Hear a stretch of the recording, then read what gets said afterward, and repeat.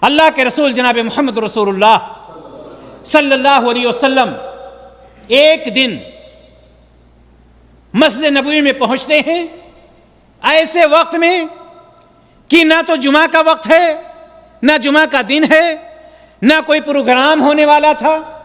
مسجد نبوی میں پہنچتے ہیں اور مسجد نبوی کی حالت یہ تھی کہ جس طرح سے آج بنی ہوئی یہ حالت نہیں تھی، اوپر چھپر بھی نہیں، صرف مسجد نبوی کی حالت یہ تھی کہ چاروں طرف سے دو ہاتھ تین ہاتھ گھیر دیا گیا تھا کہ کوئی جانور اس میں نہ آنے پائے۔ نبی کریم صلی اللہ علیہ وسلم وہاں پر تشریف لے جاتے ہیں۔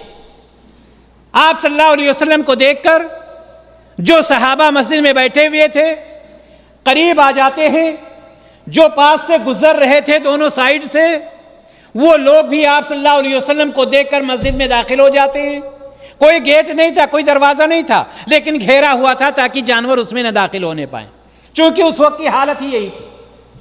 اللہ کے رسول صلی اللہ علیہ وسلم منبر پر کھڑے ہو جاتے ہیں۔ جمعہ کا دن نہیں ہے، عیدین کا دن نہیں ہے، کوئی پروگرام نہیں ہونے، اچانک آپ صلی اللہ علیہ وسلم مسجد میں پہنچتے ہیں اور کیا فرماتے ہیں؟ یا معاشر من اسلم بلسانہ ولم يدخل الایمان قلبہ، اے مسلمانوں کی جماعت،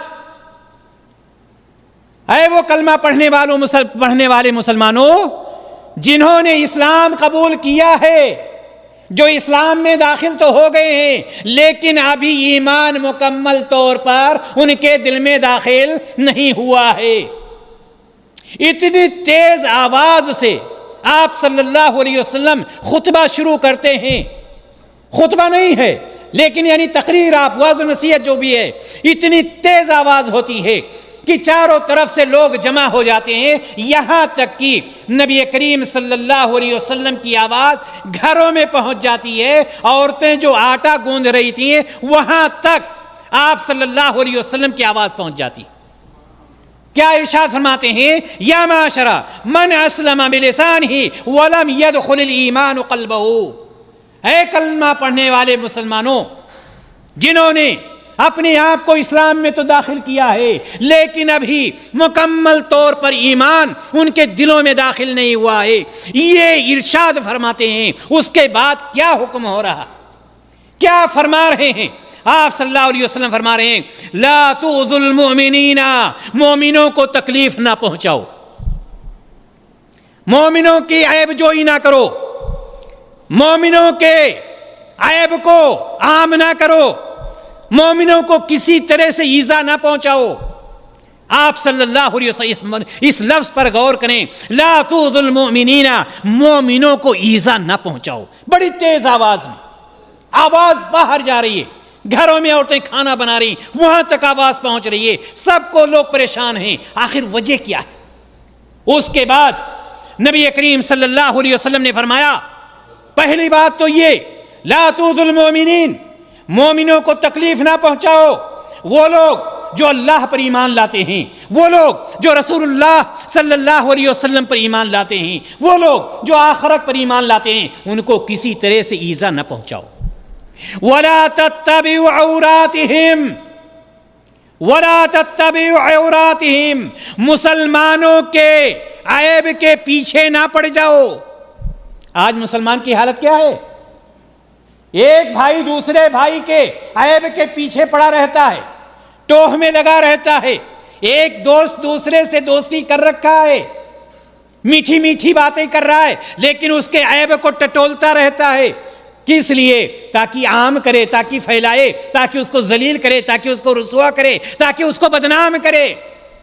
نبی کریم صلی اللہ علیہ وسلم نے کیا فرمایا؟ وَلَا تَتَّبِعُوا عَوْرَاتِهِمْ، کسی کے عیب کے پیچھے نہ پڑو، کسی کی عیب جوئی نہ کرو، کسی کے عیب کو فاش نہ کرو، اس کے ٹوہ میں نہ لگو۔ کیوں؟ اگر لگو گے تو ہوگا کیا خرابی آئے گی؟ خود سنیے، نبی کائنات کیا ارشاد فرماتے ہیں فَإِنَّهُ مَن يَتَّبِعْ عَوْرَةَ أَخِيهِ يَتَّبِعُ اللَّهُ عَوْرَتَهُ، اگر کوئی شخص اپنے کسی مسلمان بھائی کے عیب کے پیچھے پڑتا ہے، عیب جوئی کرتا ہے، اس کی ٹوہ میں لگتا ہے، تو اللہ تبارک و تعالی بذات خود اس شخص کے عیب کے پیچھے پڑ جاتا ہے۔ ہم آپ کے عیب کو ٹٹولنے لگیں، آپ ہمارے عیب کو ٹٹولنے لگیں، ہو سکتا ہے کچھ ہم ایک دوسرے کے پا جائیں، کوئی ضروری نہیں ہے کہ ساری چیزوں کو، لیکن اللہ تعالیٰ جس کے عیب کو ٹٹولنے لگے گا،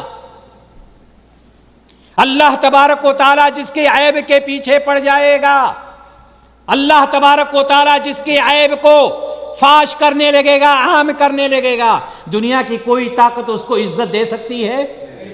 نبی کریم صلی اللہ علیہ وسلم نے فرمایا، اے وہ کلمہ پڑھنے والے مسلمانوں جو اسلام میں تو داخل ہو گئے لیکن ابھی مکمل طور پر ایمان دل میں داخل نہیں ہوا ہے، یاد رکھو، خبردار، مومنوں کو تکلیف نہ پہنچانا، ان کے عیب کے پیچھے نہ پڑنا۔ اگر تم میں سے کوئی شخص مومنوں کے عیب کے پیچھے پڑے گا تو یاد رکھو اللہ تبارک و تعالیٰ تمہارے عیب کے پیچھے پڑ جائے گا۔ اور جب اللہ تبارک و تعالیٰ کسی کے عیب کے پیچھے پڑ جاتا ہے تو کیا فرماتے ہیں نبی کائنات صلی اللہ علیہ وسلم؟ آپ صلی اللہ علیہ وسلم فرماتے ہیں، وَمَن يَتَّبِعِ اللَّهُ عَوْرَتَهُ يَفْضَحْهُ۔ اللہ کے رسول صلی اللہ علیہ وسلم نے فرمایا کہ جس شخص سے ناراض ہو کر کے، جس شخص سے غصہ ہو کر اللہ تبارک و تعالیٰ اس کے عیب کو ظاہر کرنے کے پیچھے پڑ جاتا ہے تو اس کو دنیا ہی میں ذلیل و خوار کر دیتا ہے۔ کیسے ذلیل و خوار ہوتا ہے؟ نبی کائنات فرماتے ہیں، وَلَوْ فِي جَوْفِ بَيْتِهِ، اگرچہ وہ یہ گناہ اپنے بند کمرے میں کرتا ہے تب بھی اللہ تبارک و تعالیٰ اس کے اس عیب کو ظاہر کر دیتا ہے، دنیا میں عام کر دیتا ہے۔ کس شخص کے؟ اس شخص کے جو دوسرے مسلمانوں کے عیب کو عام کرتا ہے، پردہ فاش کرتا ہے، ان کے عیب کو چھپاتا نہیں ہے، ان کے عیب کو ظاہر کرتا ہے۔ تو نبی کائنات فرماتے ہیں کہ اللہ تبارک و تعالیٰ اس کو دنیا میں ذلیل و خوار کر دیتا ہے، اگرچہ وہ اپنے یہ گناہ بند کمرے میں کیوں نہ کر رہا ہو تب بھی اللہ تبارک و تعالیٰ اس کو ظاہر کر دے گا۔